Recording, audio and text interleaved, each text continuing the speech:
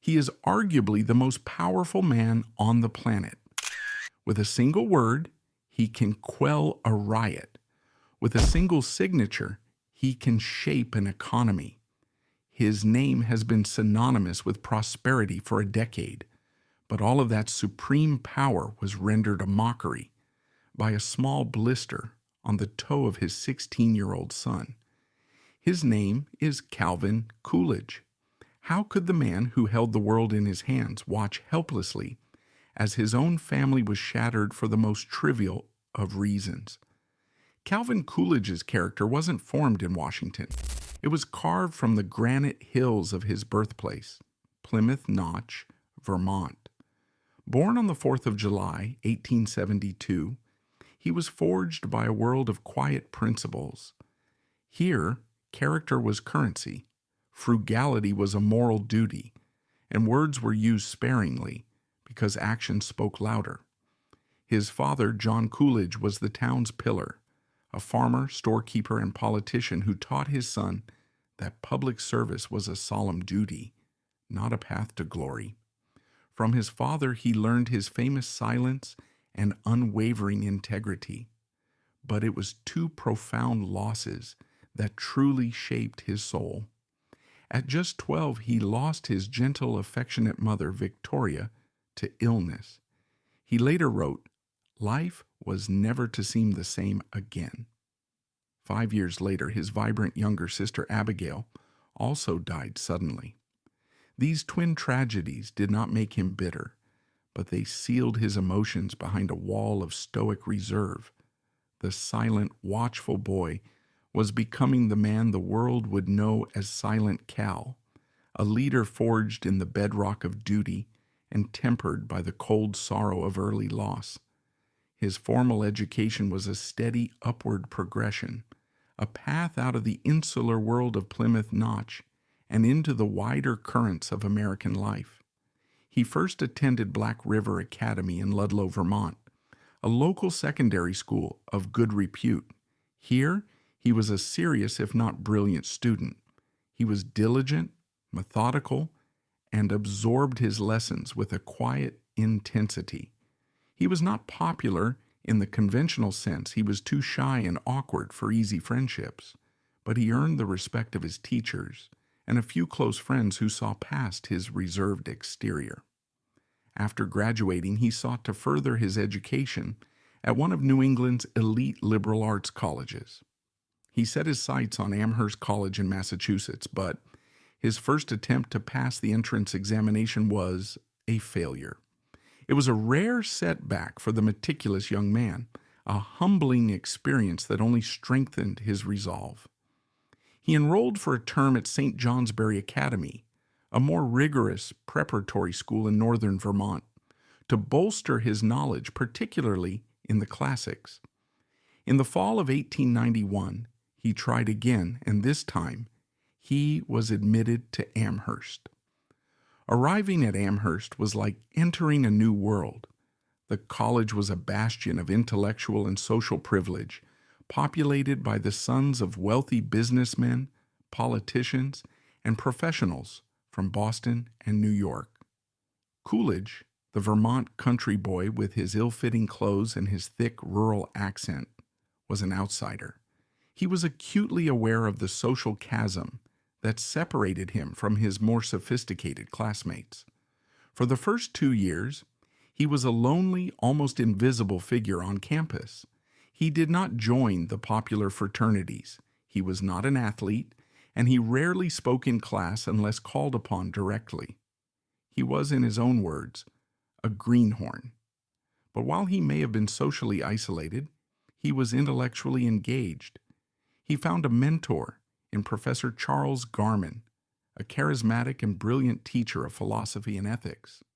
Garman's courses were legendary at Amherst. He challenged his students to think critically, to defend their beliefs with logic and evidence, and to ground their lives in a strong moral framework. He preached a philosophy of idealistic realism, arguing that the principles of Christianity and democracy were the twin pillars of a just society. For Coolidge, Garman's teachings were a revelation. They provided an intellectual structure for the moral instincts he had absorbed in Plymouth Notch. He learned to articulate his belief in public service, individual responsibility, and the existence of absolute moral truths. Calvin Coolidge would later say was his greatest teacher.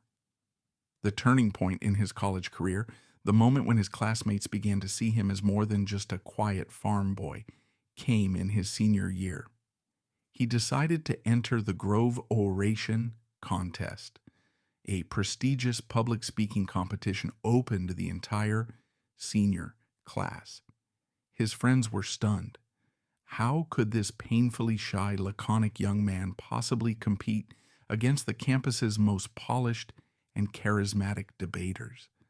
But they underestimated the depth of his intellect and the quiet determination that burned beneath his placid exterior. His speech, titled "The Principles Fought For in the American Revolution," was a masterful piece of work. It was not filled with soaring rhetoric or emotional flourishes. Instead, it was a concise, logical, and powerfully argued defense of the core values of American democracy. It reflected the clarity of thought he had learned from Professor Calvin and the direct, unadorned language of his Vermont upbringing. When he delivered it, he spoke with a calm, steady conviction that commanded the attention of the audience. To the astonishment of almost everyone, he won the competition, and the prize, a gold medal, became one of his most treasured possessions. The victory was more than just an academic honor. It was a profound personal validation. It proved to him and to others that his quiet, deliberate style could be a source of strength, that substance could triumph over style. He graduated from Amherst in 1895, cum laude. He had arrived as an awkward, insecure outsider and left as a respected scholar and an award-winning orator. He had found his intellectual footing and a quiet confidence in his own abilities. The question now was what to do with them. Many of his classmates were headed to prestigious graduate programs or into their family businesses. Coolidge's path was less certain. He considered law school but lacked the funds. Instead, he chose a more traditional path, one that suited his practical nature. He would read the law as an apprentice in a working law firm. He chose the bustling town of Northampton, Massachusetts, not far from Amherst, as the place to begin his career. He secured a clerkship at the most prestigious firm in the county, Hammond and Field. Here, his education continued, but it was of a different sort. He was no longer debating abstract principles of philosophy. He was learning the practical day-to-day business of the law. He swept floors, copied documents by hand, ran errands, and, in his spare time, devoured the dense legal texts in the firm's library. He observed the partners, John C. Hammond and Henry P. Field, as they advised clients, argued cases in court, and navigated the intricate web of local politics. It was a perfect environment for him. The slow, methodical work suited his temperament. He learned to be patient, to pay meticulous attention to detail, and to understand that the law was not just a set of rules, but a system for ordering human affairs. After just 20 months of intense study, a process that typically took 3 years, he felt ready. In 1897, he appeared before the local bar examiner. The examination was oral, a rigorous grilling by a seasoned lawyer. Coolidge's answers were, as always, concise and to the point. At the end of the session, the examiner sat back and declared, "Young man, you are passed."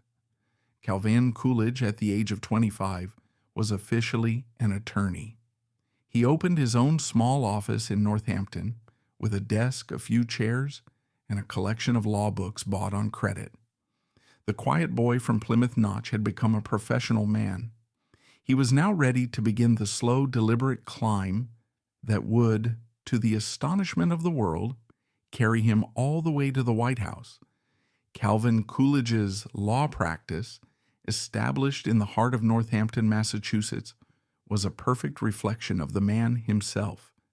It was not a place of high drama or headline-grabbing cases. Instead, it was an office built on a foundation of quiet competence, meticulous attention to detail, and above all, unimpeachable integrity. Northampton at the turn of the 20th century was a town of considerable culture and intellect. It was the home of Smith College, one of the premier women's institutions in the country, and it possessed a vibrant civic and intellectual life. It was a world away from the rustic simplicity of Plymouth Notch, yet Coolidge navigated it with the same steady, deliberate pace that had defined his youth. He was not a brilliant courtroom orator in the tradition of a Daniel Webster. His power lay not in swaying juries with passionate appeals, but in the painstaking preparation he undertook before ever setting foot in court. He would study every facet of a case, every precedent, every possible line of argument, until he knew it better than anyone else in the room. His legal briefs were models of clarity and logic, stripped of all unnecessary verbiage. In the courtroom, his delivery was flat, almost emotionless, yet his arguments were so well constructed and so thoroughly researched that they were often devastatingly effective. He handled the mundane but essential work that keeps a community functioning, drafting wills, overseeing real estate transactions, advising small businesses, and settling contract disputes. His reputation grew slowly, client by client. He was known as a man who was scrupulously honest and exceptionally fair with his fees. In an era when lawyers were often viewed with suspicion, Coolidge built a practice based on trust. He was famously frugal, a trait that extended to his billing. A well-known story from his early practice tells of a client who came to him for advice. Coolidge listened patiently, consulted a law book, and gave a concise, clear answer. When the client asked what he owed, Coolidge replied, "Nothing. I was looking up the point for my own benefit." This was not a calculated act of generosity. It was simply the honest application of his personal creed. He would not charge for knowledge he felt he should have already possessed. This approach, while perhaps not the quickest path to wealth, earned him something far more valuable in the long run: the unwavering loyalty of his community and a reputation as solid as the granite of his home state. While he was methodically building his legal career, his personal life was about to be transformed in the most unexpected and wonderful way. The agent of this transformation was a young woman named Grace Anna Goodhue.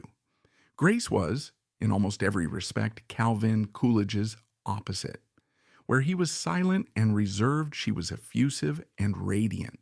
Where he was awkward and introverted, she was socially graceful and effortlessly charming. She was born and raised in Burlington, Vermont, and was a graduate of the University of Vermont, a notable achievement for a woman in that era. After graduating, she pursued a calling that spoke to her compassionate and communicative nature. She trained as a teacher of the deaf, learning the specialized techniques of lip reading and oral instruction. In 1902, she took a position at the prestigious Clark School for the Deaf in Northampton. The story of their first encounter has become a cherished piece of American political folklore. One spring morning in 1903, Grace was watering flowers outside the Clark School. Her attention was drawn by a flash of white from the window of a boarding house across the street. She looked up and saw a man standing before a mirror, wearing nothing but his long underwear and a formal hat, in the process of being shaved. The image was so incongruous, so utterly absurd, that she burst into a peal of delighted laughter. The man in the window was, of course, Calvin Coolidge. He heard the laughter and was intrigued. He later confessed that he didn't know whether she was laughing at him or with him, but he was determined to find out. Through a mutual acquaintance, he arranged an introduction. Their courtship was a study in contrasts. He would call on her at her boarding house and sit for long stretches in near total silence while she carried the conversation, her cheerful chatter filling the space his words did not. To an outside observer, it might have seemed an unlikely pairing.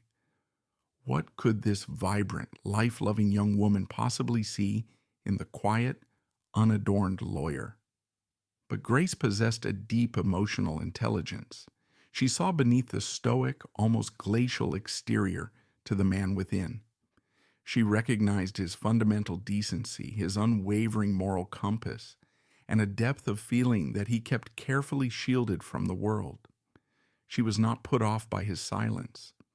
She seemed to understand that it was not a sign of emptiness, but of a mind that was constantly observing, thinking, and weighing.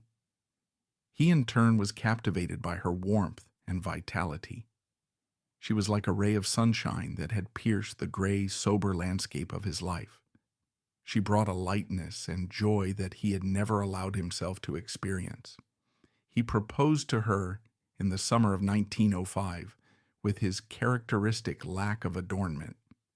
In a letter to his father, he announced his intentions with the simple declarative sentence, "I am going to be married to her." They were wed in the parlor of her parents' home in Burlington on October 4th, 1905. The contrast between the two families was stark. The Goodhues were warm, boisterous, and affectionate. The Coolidges were reserved and undemonstrative. After the ceremony, as the newlyweds prepared to depart, John Coolidge Sr. turned to his new daughter-in-law and offered a piece of advice that spoke volumes about the world from which his son came.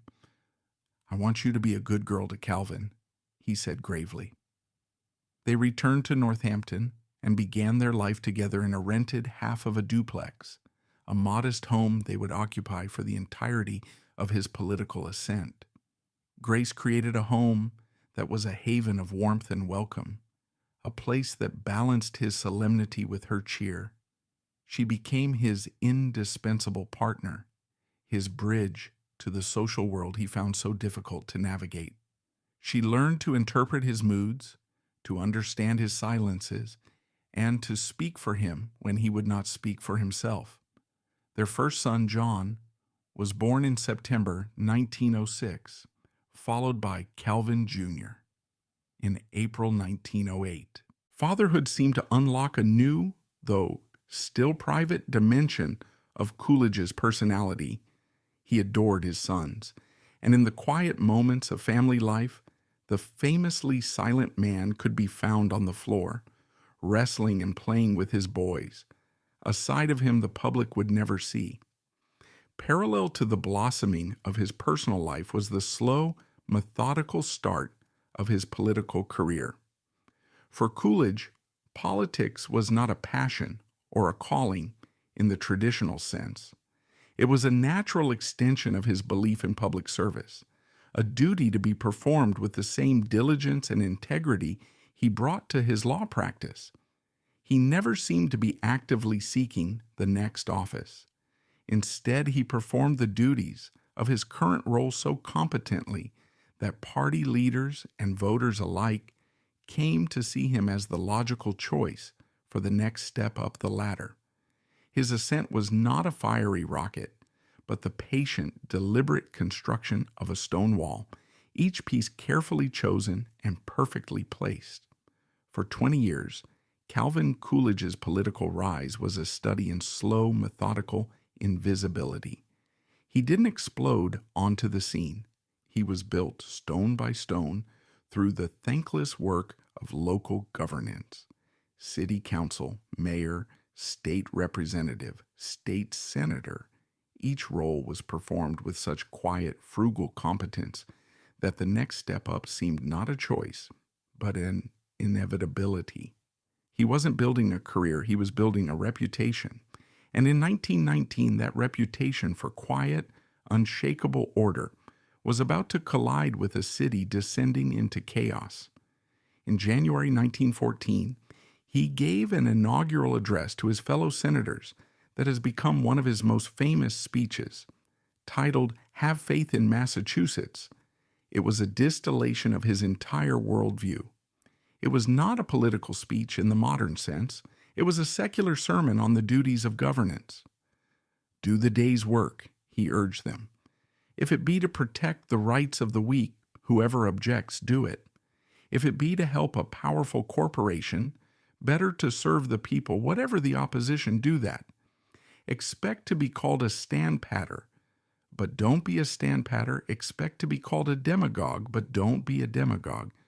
The normal must care for themselves. Self-government means self-support. And he ended with a line that was pure Coolidge, a call to humility and service that was the polar opposite of the self-aggrandizing rhetoric of so many politicians. Man is not honored by public office, he declared. He honors public office. He served 2 distinguished terms as Senate President, further cementing his reputation as a master of the machinery of government. By 1915, he was a major figure in Massachusetts Republican politics. The path was now clear for a statewide office. He ran for lieutenant governor and won, serving for 3 years in that largely ceremonial role. He was a loyal and supportive deputy to Governor Samuel McCall. He spent his time traveling the state, giving speeches at town halls, civic clubs, and agricultural fairs. It was a crucial period of exposure, allowing voters across the Commonwealth to get to know this quiet, serious man. His public persona as Silent Cal began to take shape, a nickname that was part curiosity, part affection. In 1918, with Governor McCall retiring, Coolidge was the obvious and undisputed choice of the Republican Party to succeed him. He ran on a platform of fiscal responsibility, support for the ongoing war effort, and a promise of steady, common-sense governance. He won a comfortable victory. In January 1919, Calvin Coolidge, the boy from Plymouth Notch, took the oath of office as the governor of the Commonwealth of Massachusetts. He had reached the pinnacle of state politics. He was now at the helm of one of the nation's most populous and powerful states. The world was emerging from the ashes of the Great War, and a new era of uncertainty and social upheaval was dawning. Governor Coolidge, a man who valued order and stability above all else, was about to face the greatest crisis of his career, a crisis that would test his principles, forge his national reputation, and set him on the improbable path to the presidency. As Calvin Coolidge took the oath of office as governor of Massachusetts in January 1919, he inherited a world trembling with the aftershocks of a global cataclysm. The Great War had ended, but the peace was fragile and uneasy. The old certainties of the 19th century had been shattered in the trenches of Europe, and America, despite its victory, was grappling with a profound sense of dislocation and anxiety. The nation was a tinderbox of social, economic, and political tensions, and in the heart of Coolidge's own Commonwealth, a fuse was about to be lit. The year 1919 was a period of immense turmoil. The transition from a wartime to a peacetime economy was chaotic. 4 million soldiers were returning home, seeking jobs in an economy that was no longer supercharged by military production. Wartime price controls were lifted, and the result was runaway inflation. The cost of food, clothing, and housing skyrocketed, in some cases doubling in just a couple of years. For the average working family, any wage gains made during the war were wiped out, leaving them feeling poorer and more precarious than ever before. This economic hardship fueled an unprecedented wave of labor unrest. All across the country, workers who had patriotically refrained from striking during the war now demanded their due. In 1919 alone, more than 4 million workers, 1 in 5 in the entire labor force, walked off the job in a staggering series of strikes that crippled key industries. Steelworkers in Pennsylvania, Coal miners in Appalachia and shipyard workers in Seattle all engaged in massive, often violent, confrontations with capital. To many middle-class Americans, it felt as though the very fabric of society was coming apart. This atmosphere of industrial conflict was intensified by a deep and pervasive political fear, the Red Scare. The Bolshevik Revolution in Russia 2 years earlier had sent a shockwave of paranoia across the Western world. The specter of communism, with its calls for worldwide proletarian revolution, terrified many Americans who saw it as a mortal threat to their values of democracy, capitalism, and private property. Federal authorities, led by a zealous Attorney General A. Mitchell Palmer, began a series of brutal raids, arresting and deporting thousands of suspected radicals, often with little regard for civil liberties.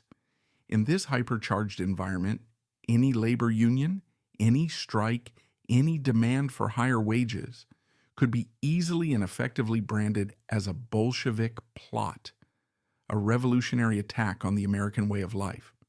It was in this cauldron of economic anxiety, labor militancy, and anti-radical hysteria that the Boston police strike was born. The Boston police force of 1919 was a deeply disgruntled and demoralized body of men. Their grievances were not revolutionary. They were painfully mundane. They were tasked with maintaining order in a major American city, yet they were treated with a shocking degree of neglect. Their starting pay was a meager $21 a week, a wage that had not been increased in years, despite the crushing post-war inflation.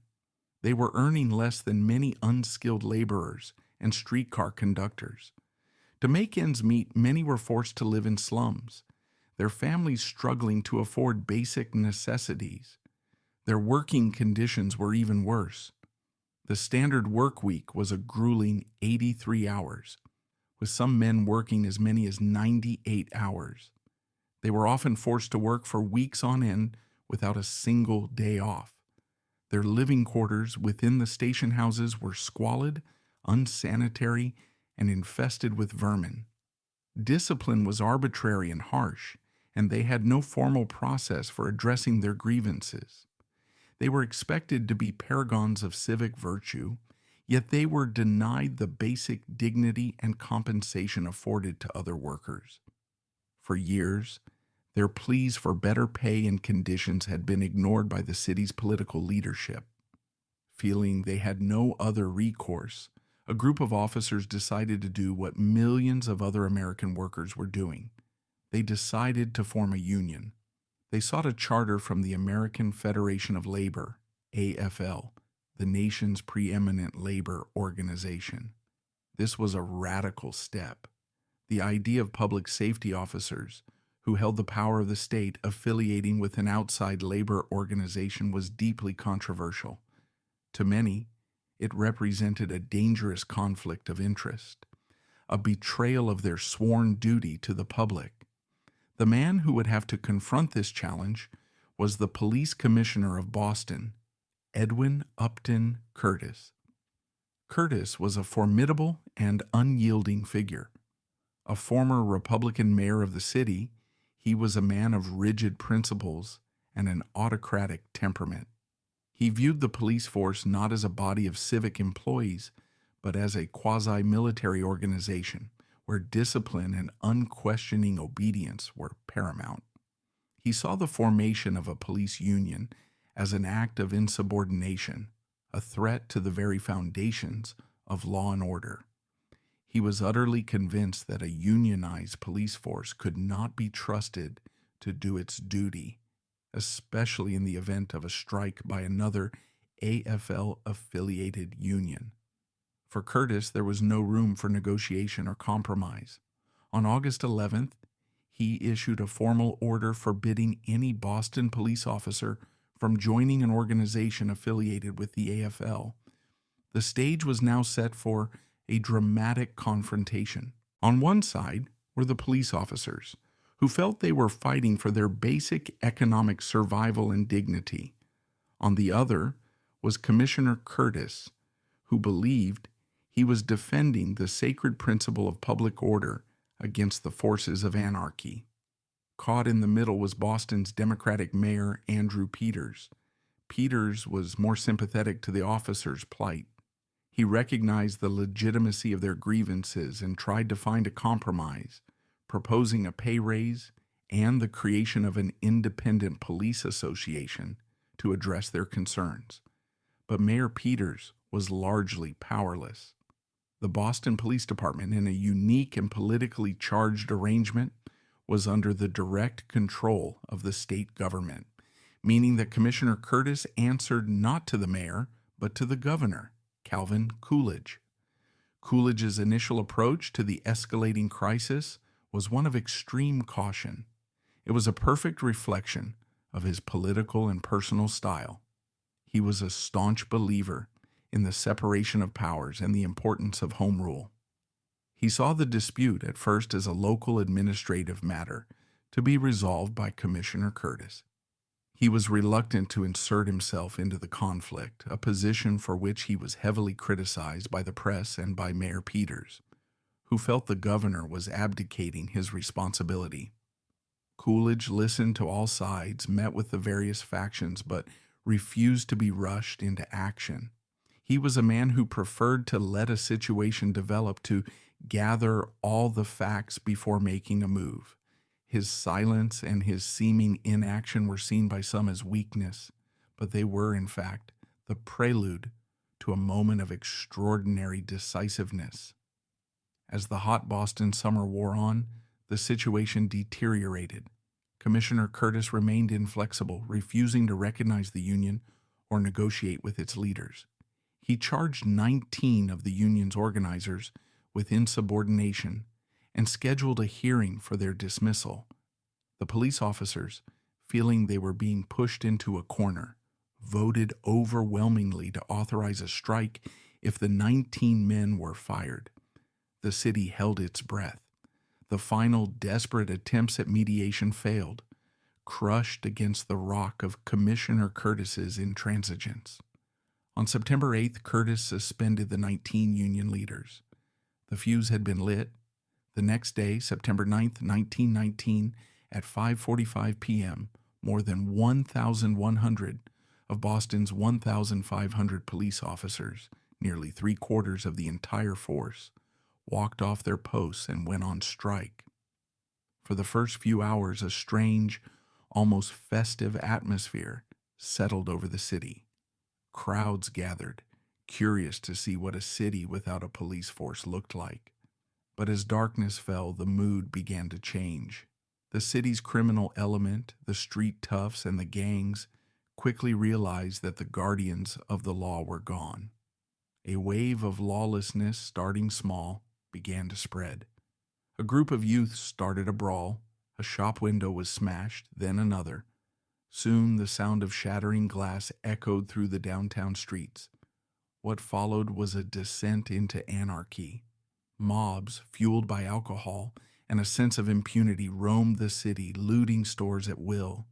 They smashed the windows of jewelry stores, clothing shops, and saloons, grabbing whatever they could. The streets were filled with drunken revelers and opportunistic thieves. On the historic Boston Common, men openly shot dice for high stakes under the gas lights, a scene of brazen illegality that would become an enduring image of the chaos.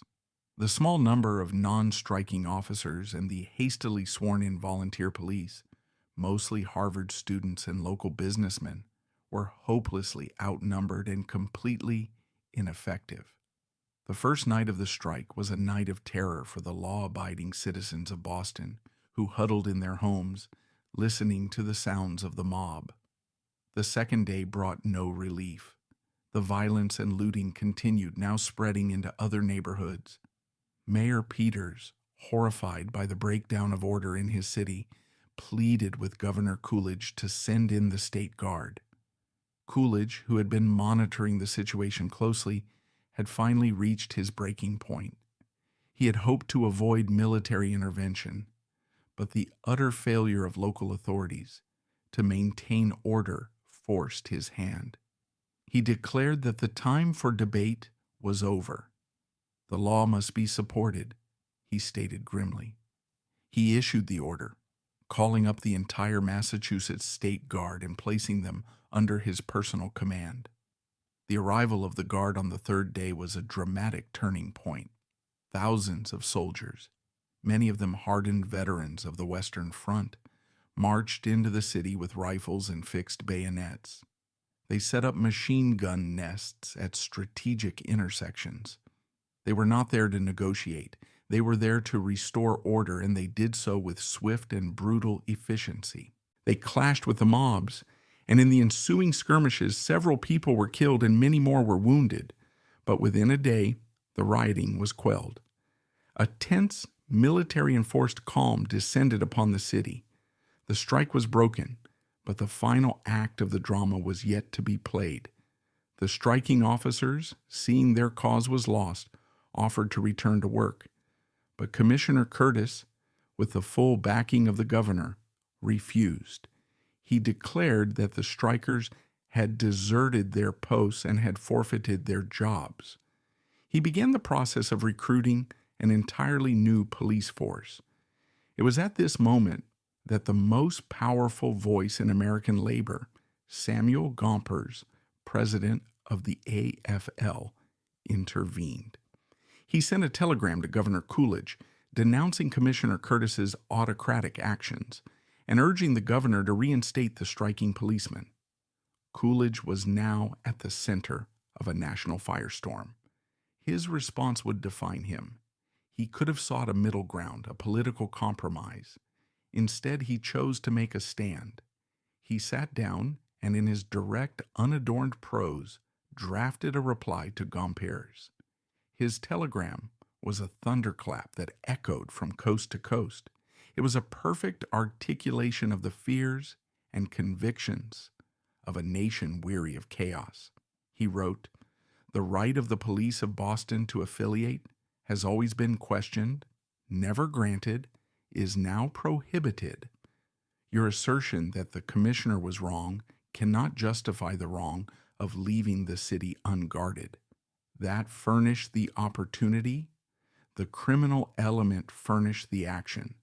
There is no right to strike against the public safety by anybody, anywhere, any time." That final sentence, "There is no right to strike against the public safety by anybody, anywhere, any time," became one of the most famous declarations in American political history. It was concise, absolute, and morally unambiguous. In an instant, it transformed Calvin Coolidge from a little-known New England governor into a national hero. Newspapers across the country, from New York to San Francisco, reprinted the telegram and lauded Coolidge as the champion of law and order, the man who had faced down anarchy and won. He was seen as the embodiment of American resolve against the forces of radicalism and chaos. His newfound fame made his re-election as governor, that fall, a certainty. But it also propelled him onto a much larger stage. As the Republican Party prepared for its 1920 National Convention, Coolidge's name was on everyone's lips. The party bosses, meeting in a now legendary smoke-filled room in a Chicago hotel, settled on the handsome and affable senator from Ohio, Warren G. Harding, as their presidential nominee. For vice president, they had another candidate in mind, a more conventional party insider.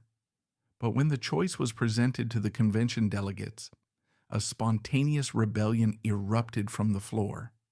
A delegate from Oregon, inspired by Coolidge's stand during the police strike, put his name into nomination. A roar of approval swept through the hall. The cry of "Coolidge, Coolidge, wow" was taken up by delegate after delegate, an unstoppable groundswell of popular support that overwhelmed the plans of the party leaders. Calvin Coolidge was nominated for Vice President of the United States by popular acclamation. The Harding-Coolidge ticket campaigned on a promise of a return to normalcy, a slogan that perfectly captured the nation's yearning for a respite from the turbulent Wilson years. They won the 1920 election in one of the most crushing landslides in American history. As Vice President, Coolidge was a typically quiet and unobtrusive figure. He presided over the Senate with quiet dignity, attended cabinet meetings, and offered his counsel to President Harding when it was sought. He was among the few vice presidents regularly invited to sit with the cabinet, a courtesy that marked Harding's respect and a quiet shift in how the office could matter. He and Grace settled into Washington life, observing the social and political scene with a certain detached amusement. He was, as always, the quiet man in the room, watching, listening, and waiting, while the more gregarious and often reckless members of the Harding administration, the so-called Ohio Gang, began to weave a web of corruption and scandal that would soon engulf the presidency in disgrace. The man who had restored order to a city in chaos would soon be called upon to restore integrity to a nation's highest office. The Washington, D.C., to which Calvin Coolidge arrived as vice president in 1921, was a city shedding the grim austerity of war and embracing a new era of peacetime conviviality. At the heart of this transformation was the White House of President Warren G. Harding. Harding, a handsome silver-haired senator from Ohio, was a man of immense personal charm and affability. He then leased the Elk Hills Reserve to another oil magnate, Edward L. Doheny. In exchange for these sweetheart deals, which were worth hundreds of millions of dollars, Albert Fall received a series of personal loans and gifts. Doheny sent his son to Fall's office with a little black bag containing $100,000 in cash. Sinclair was even more generous, providing Fall with cash, livestock for his ranch, and other considerations totaling over $300,000. It was one of the most brazen acts of political corruption in American history. While these schemes were unfolding, rumors began to swirl through Washington. Whispers of wrongdoing reached President Harding, who was a notoriously poor judge of character and was devastated by the betrayals of the men he had trusted. The strain on him was immense. To escape the increasingly toxic atmosphere of Washington and to reconnect with the American people, he planned a grand cross-country tour for the summer of 1923, an ambitious voyage of understanding that would take him all the way to the territory of Alaska. The trip was grueling. The president delivered dozens of speeches, shook thousands of hands, and tried to project an air of confident leadership. But those who saw him up close noted the deep lines of fatigue on his face and the look of profound worry in his eyes. The scandals were no longer just rumors. They were beginning to break into the open. During the trip, a coded telegram arrived for the president, laying out in devastating detail the full extent of the corruption at the Veterans Bureau. The news is said to have crushed his spirit. His health, already precarious, began to fail. On the return journey from Alaska, he fell ill in Seattle. The initial diagnosis was food poisoning, but it soon became clear that it was something far more serious. He was rushed by train to the Palace Hotel in San Francisco, where his condition worsened. For a few days, the nation waited anxiously as conflicting medical reports emerged from his sick room. Then, on the evening of August 2nd, 1923, the shocking news was flashed across the country by telegraph. President Warren G. Harding was dead. The news traveled through the night across the vast expanse of the continent, carried by wire and by lone messengers in automobiles. It traveled to a place that seemed a world away from the centers of power, a place of quiet hills and dirt roads, a place without a single telephone or electric light. It traveled to the Coolidge family homestead in Plymouth Notch, Vermont, where Vice President Calvin Coolidge was on his summer vacation, helping his father with the haying. Shortly after 2 o'clock in the morning, a Packard automobile rattled up the dark road to the homestead. The messengers having driven from the nearest telegraph station, pounded on the door. John Coolidge Sr. came to the door, holding a kerosene lamp. He received the news and turned to climb the narrow staircase to his son's room. He gently shook his son awake. "Calvin," he said, his voice steady, "the president is dead." What followed was one of the most iconic and symbolic scenes in the history of the American presidency. There, in the modest family parlor where Calvin had grown up, by the flickering, unsteady light of a single kerosene lamp, the transfer of the nation's highest power took place. There was no pomp, no ceremony, no grand cathedral. There was only the solemnity of the moment. Grace Coolidge stood by her husband's side. A local congressman and a stenographer who had accompanied the messengers stood as witnesses. Calvin Coolidge, dressed in a simple black suit, placed his hand on the family Bible. The most pressing question was who could legally administer the presidential oath of office. It was determined that any judicial officer could do so, and John Coolidge Sr., in his capacity as a Vermont notary public, was just such an officer. And so, in the dead of a Vermont night, a father administered the oath of office to his son. "I, Calvin Coolidge, do solemnly swear that I will faithfully execute the office of President of the United States," the son repeated, his voice calm and clear, "and will, to the best of my ability, preserve, protect, and defend the Constitution of the United States." At 2:47 a.m. on August 3rd, 1923, the quiet man from Plymouth Notch became the 30th President of the United States. The symbolism of the moment was lost on no one. To a nation that would soon be reeling from revelations of corruption and cronyism in high places, the image of this spare, simple ceremony was a powerful and reassuring message. It spoke of old-fashioned virtues, of rustic integrity, of a power rooted not in smoke-filled rooms, but in the bedrock of family law and quiet duty. Coolidge's first task as president was to navigate the delicate period of national mourning and to begin the process of restoring faith in the executive branch. He acted with characteristic deliberation. He did not engage in a dramatic public purge of Harding's appointees. Instead, he allowed the ongoing congressional investigations, led by the tenacious Montana Senator Thomas Walsh, to run their course. As the full sordid details of the Teapot Dome scandal were laid bare, Coolidge acted quietly but decisively.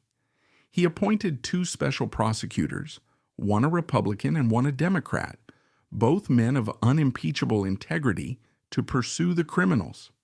He skillfully managed the situation, forcing the resignations of the key figures implicated in the scandals, including his own Attorney General, Harry Daugherty, without creating the appearance of a political vendetta. He cleaned house not with a loud, sweeping broom, but with the quiet, methodical precision of a good housekeeper.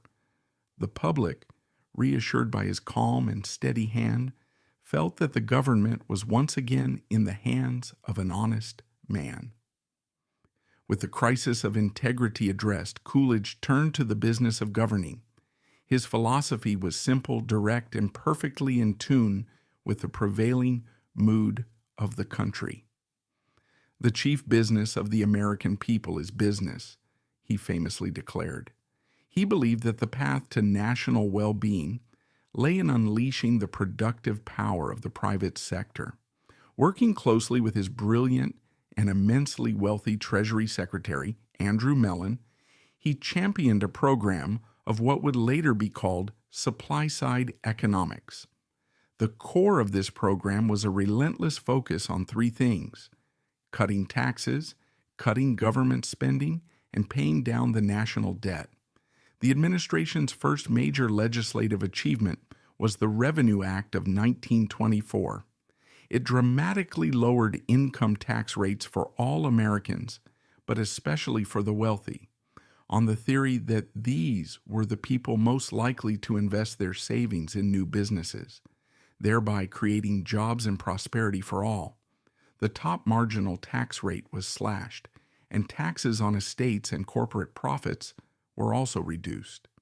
Coolidge wielded his veto pen with relish, striking down any spending bill he considered extravagant or fiscally irresponsible, including popular measures to provide a bonus for World War I veterans and aid for struggling farmers. He ran the federal government with the same parsimonious discipline his father used to run the Plymouth Notch General Store. Every year of his presidency, the federal budget ran a surplus, and the national debt, a massive legacy of the war, was steadily reduced. His policies coincided with, and arguably supercharged, a period of unprecedented economic expansion. The Roaring Twenties had begun. Mass production, pioneered by Henry Ford in the automobile industry, was making consumer goods accessible to the middle class on a scale never before imagined. New technologies like the radio were creating a vibrant, shared national culture.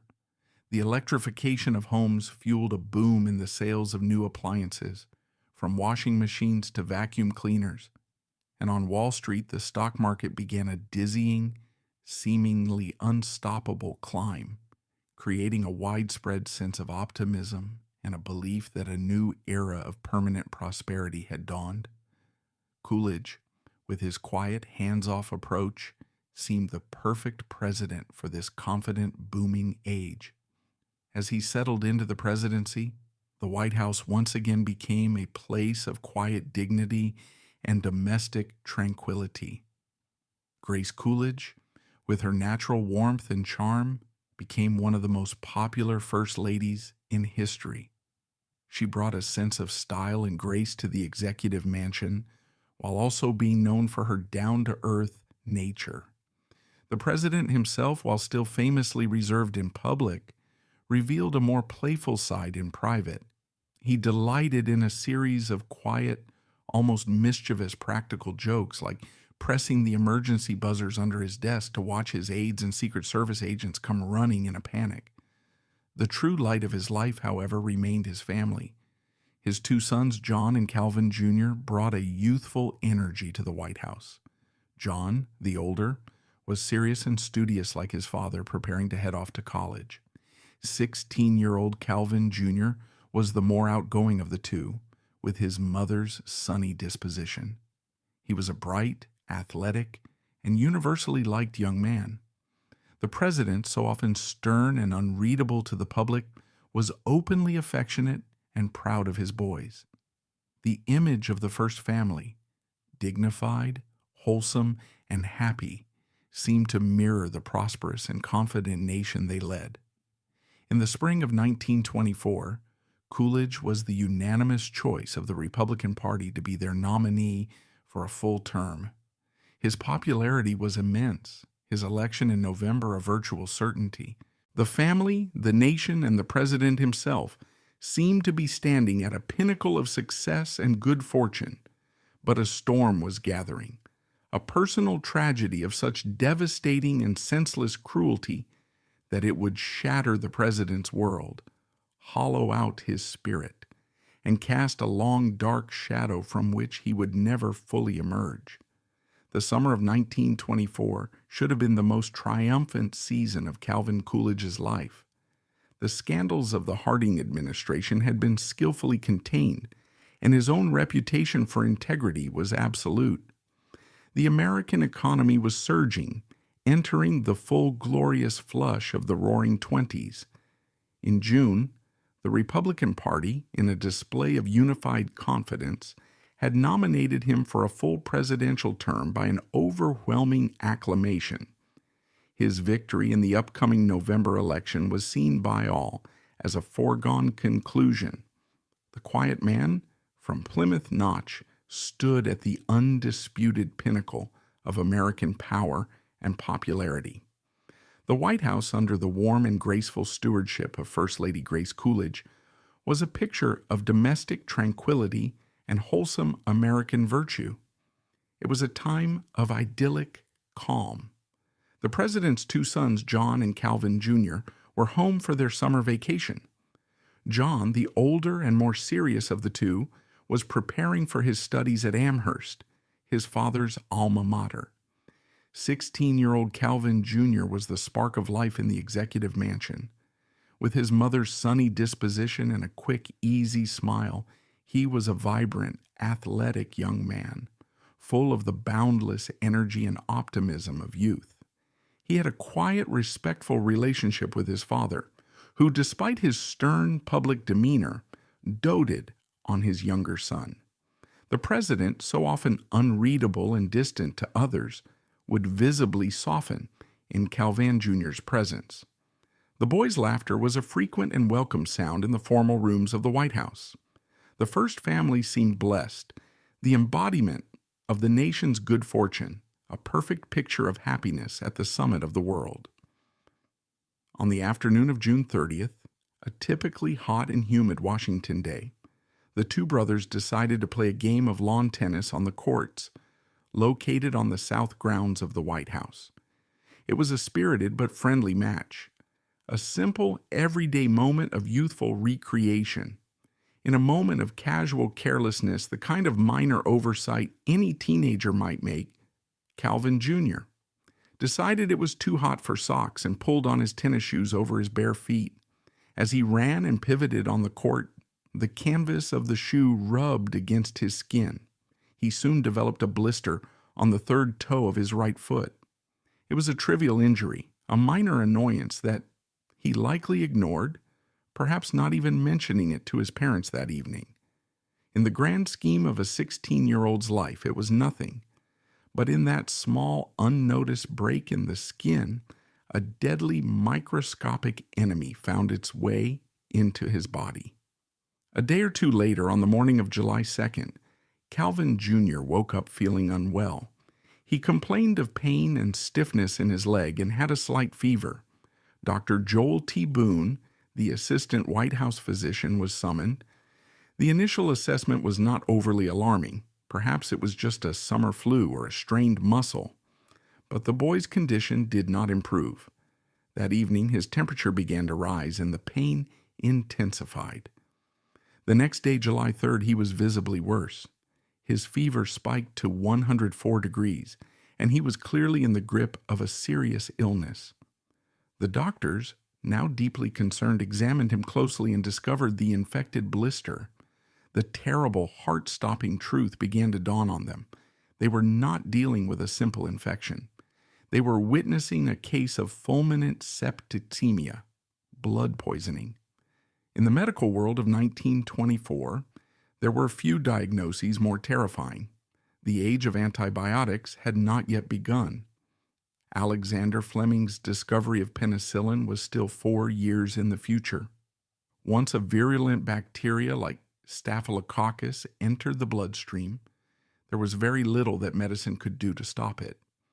The bacteria would multiply exponentially, waging a relentless, unstoppable war on the body's tissues and organs. The body's own immune system would be overwhelmed, leading to a cascade of catastrophic failures. For the physician standing at Calvin Jr.'s bedside, the diagnosis was a virtual death sentence. A sense of desperate crisis enveloped the White House.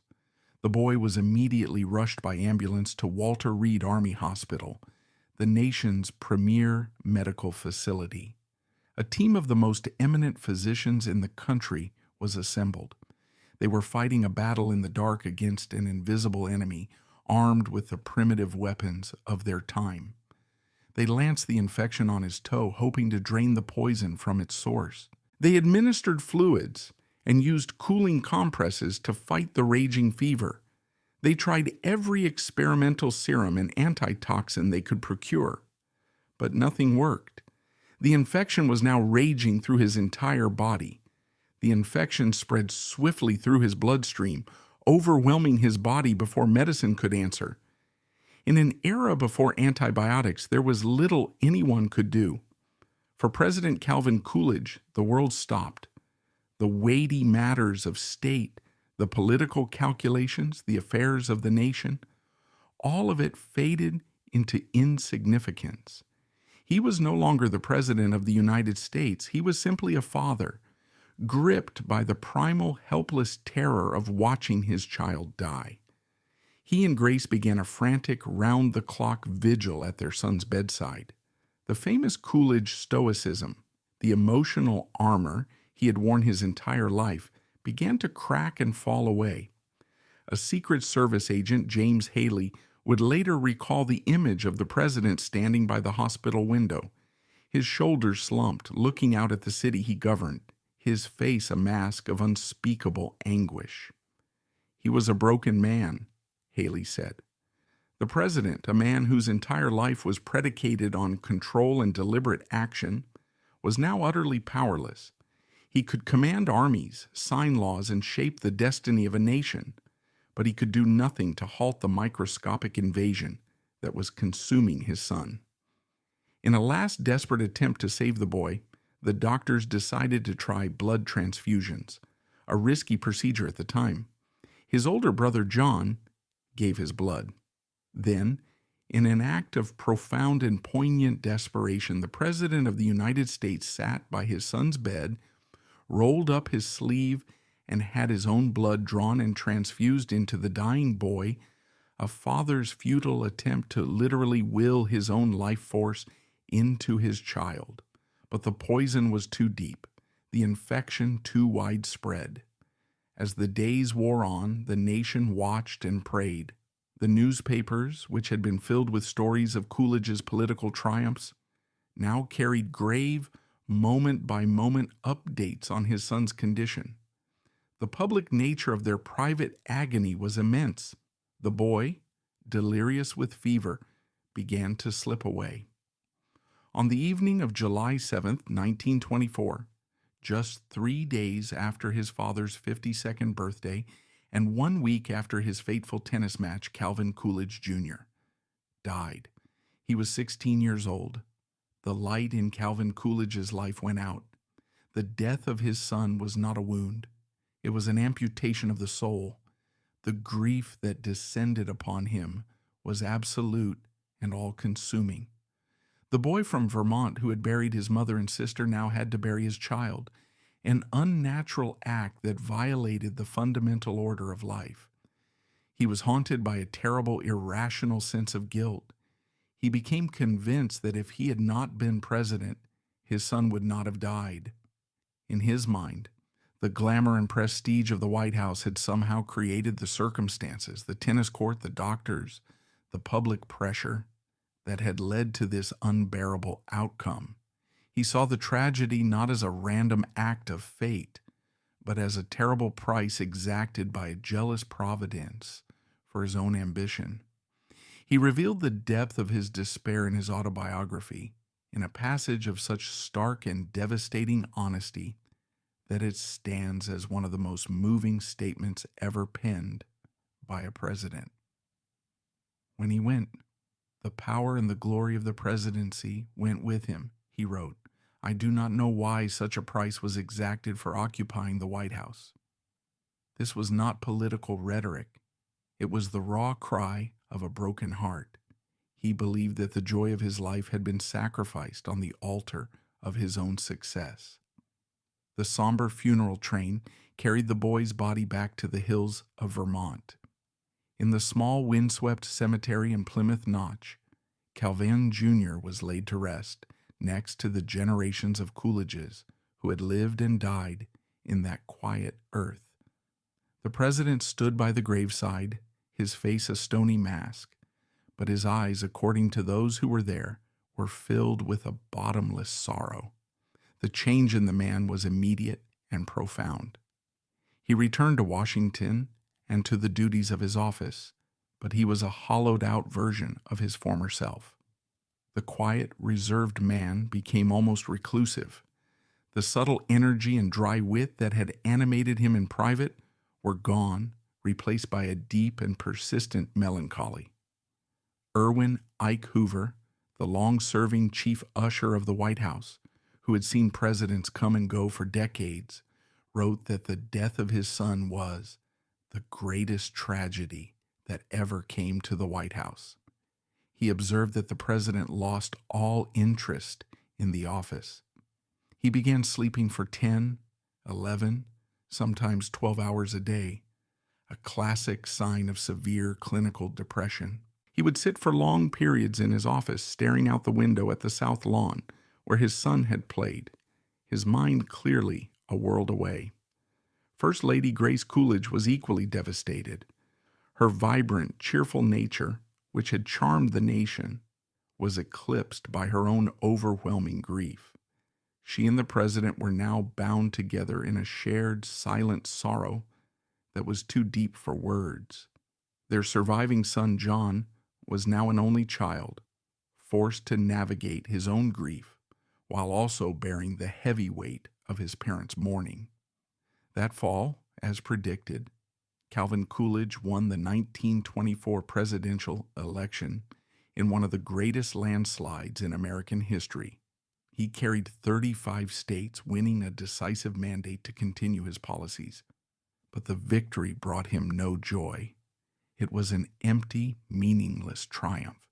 He had won the nation's highest prize, but he felt he had lost everything that truly mattered.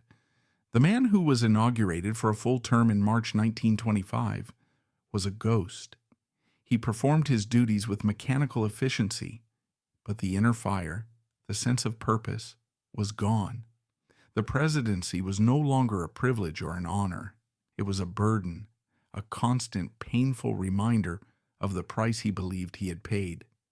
He made frequent, solitary trips back to Plymouth Notch, not for rest or for politics, but to make a pilgrimage to his son's grave. He would stand there by the simple headstone, a silent, lonely figure, the most powerful man in the world, communing with the memory of his lost boy.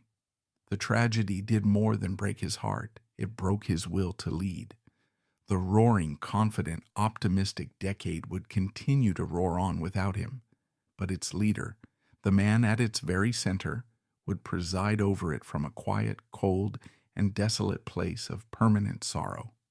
The second half of Calvin Coolidge's presidency unfolded like a strange, split-screen drama.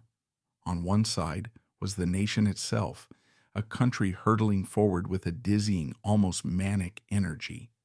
The Roaring Twenties were at their absolute peak, a cultural and economic phenomenon of unprecedented scale. Jazz music spilled out of city speakeasies. Flappers with their bobbed hair and rising hemlines became symbols of a new social freedom, and the stock market soared to heights that seemed to defy gravity. It was the age of Babe Ruth's towering home runs, of Charles Lindbergh's heroic solo flight across the Atlantic, of a seemingly endless parade of new consumer goods, made possible by mass production and accessible through the new magic of installment credit. Coolidge prosperity was not just a political slogan. It was a lived reality for millions of Americans who saw their fortunes and their futures rising on an unstoppable tide of optimism. On the other side of the screen was the president himself, the man whose name was synonymous with this booming age, yet who seemed to exist entirely apart from it.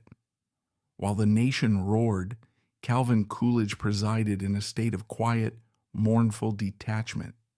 He was a man going through the motions, a leader whose spirit had been hollowed out by grief.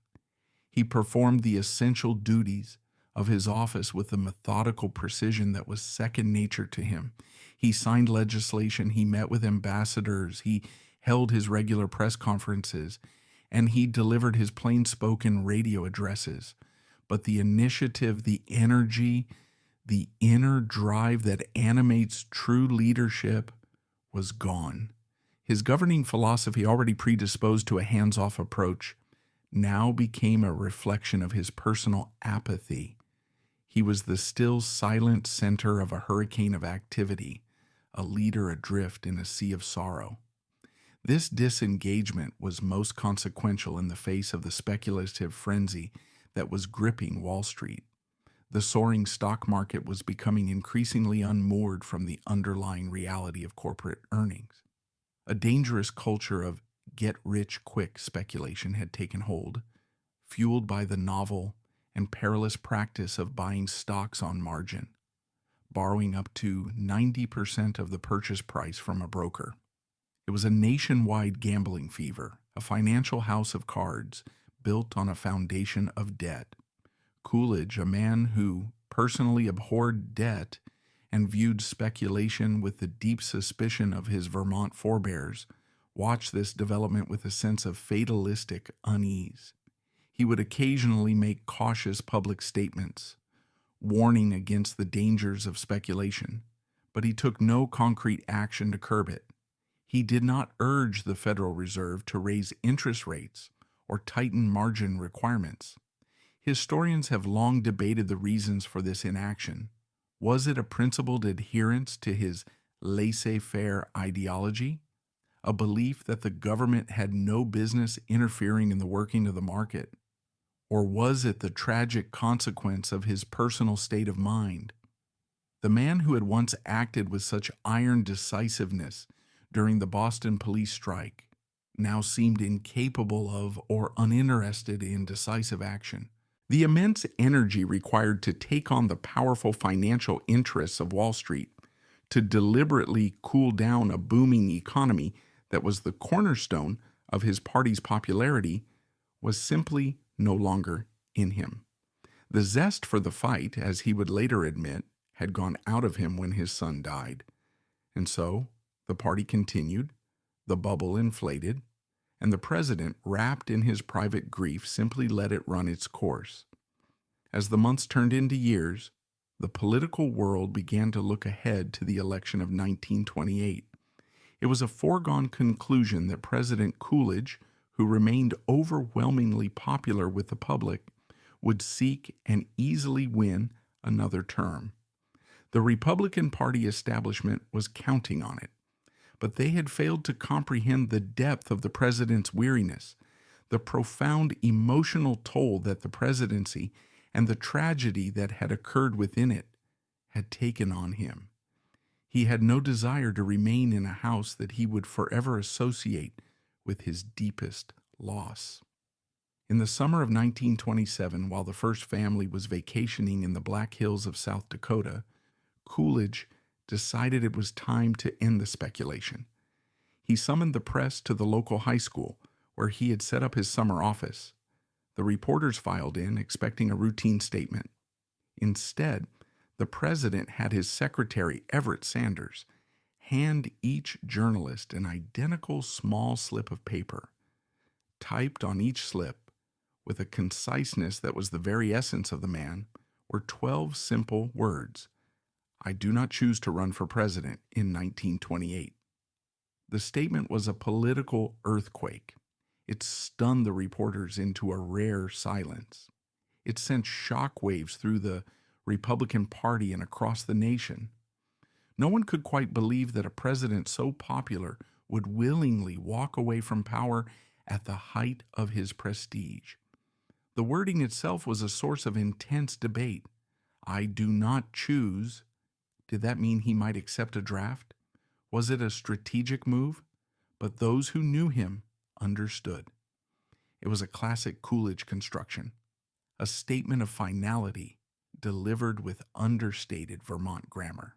He was finished. His reasons were a complex mixture of the personal and the philosophical. Foremost among them was his profound emotional exhaustion. He later wrote that the presidency is a job that wears a man down, and he had simply had enough. The White House was haunted by memories, and he longed for the peace of private life. He also held a deep principled belief in the wisdom of the two-term tradition established by George Washington. He feared that a longer tenure in office was a threat to both the nation's democratic health and the well-being of the man in the Oval Office.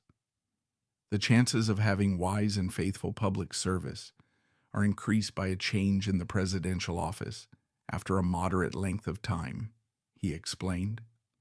There may also have been a sliver of political prudence in his decision.